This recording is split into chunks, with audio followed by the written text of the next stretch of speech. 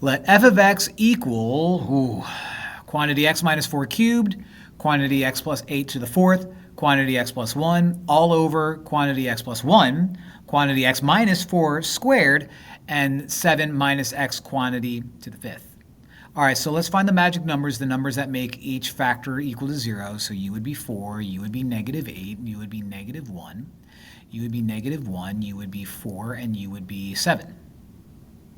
Now, we're looking for either zeros, wholes, or vertical asymptotes, but there's a lot of multiplicity going on, so let's remind ourselves of a few things. Okay?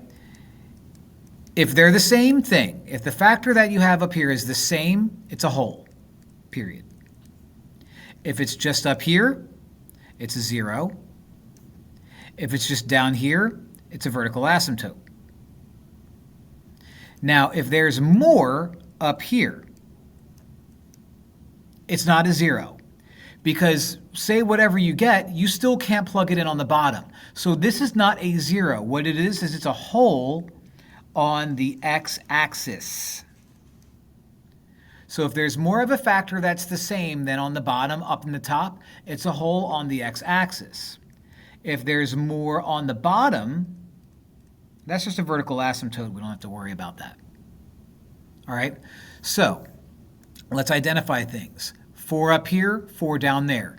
There's more up here than down there, so that's going to be the whole on the x-axis. Okay? Whole on the x-axis. Negative 8 is up here all alone. You're a 0. Negative 1 is up here.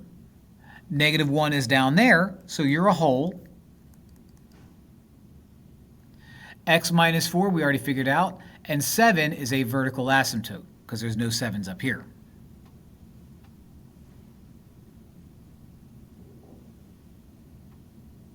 So identify all the zeros. I only have one. X equals negative 8. Determine the location of any holes in the graph of f of x. So that's going to be x equals, there were 2 of them, negative 1 and 4.